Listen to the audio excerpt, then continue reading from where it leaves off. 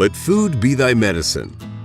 A quote from Hippocrates from over 2,300 years ago. But did we heed his wisdom? We primates have been walking and eating on this planet for 60 million years. Our nutrition has probably enabled Homo sapiens to develop an increased brain volume, but now it also causes us to collectively eat ourselves sick. During the first million years of our existence as primates, we mainly ate plant-based foods: carrots, plants, nuts, fruits, seeds, and occasionally meat or fish, depending on where we stayed.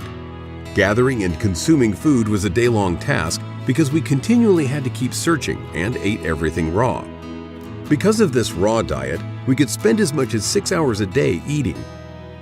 However, numerous major changes in the past hundreds of years, but especially in the last 70 years, in our eating patterns have brought us towards our current predicament.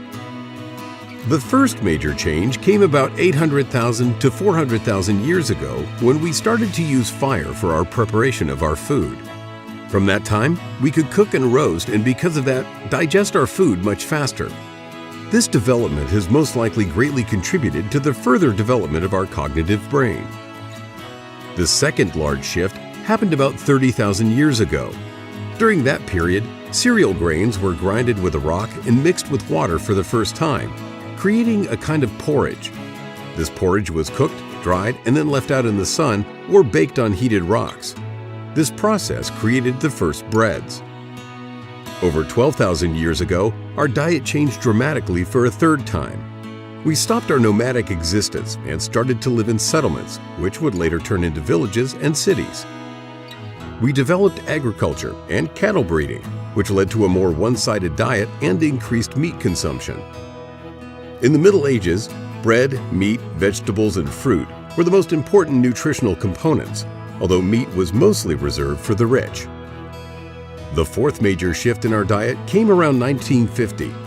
Farmers started specializing, production increased in scale, and started globalizing.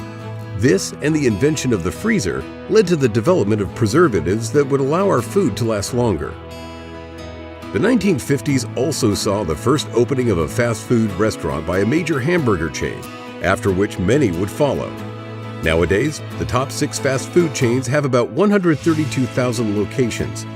It became increasingly easy to have a fast meal, but the nutritional value didn't improve.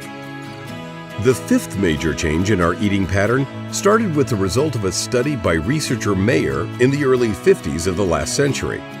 He showed that mice could gain weight if they consumed more calories than they burned. As a result, we saw millions of low-calorie diets that are still used today. What wasn't shown was that when we start a low-calorie diet, our body goes into a primal energy-saving mode that will retain fat for more difficult times.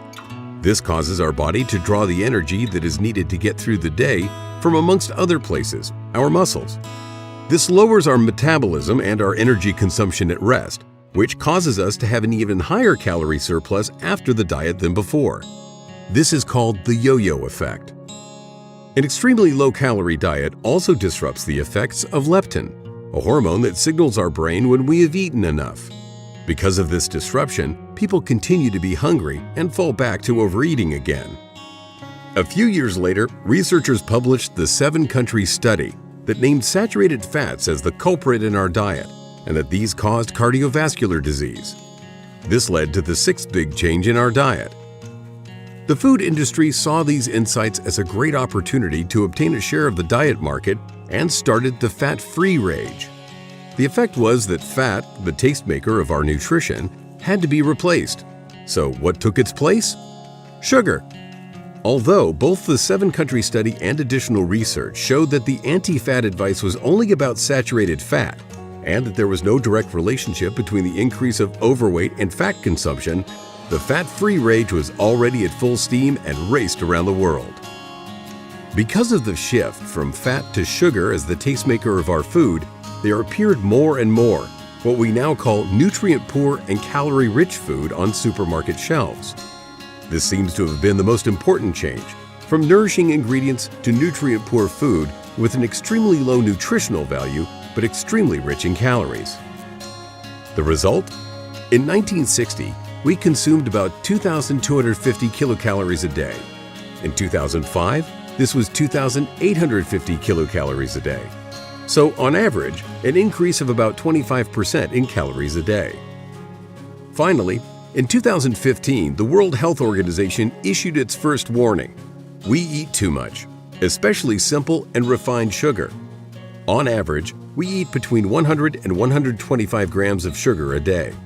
The advice is to reduce this to a maximum of 50 grams a day and preferably 25 grams. Why? We'll tell you in part 2.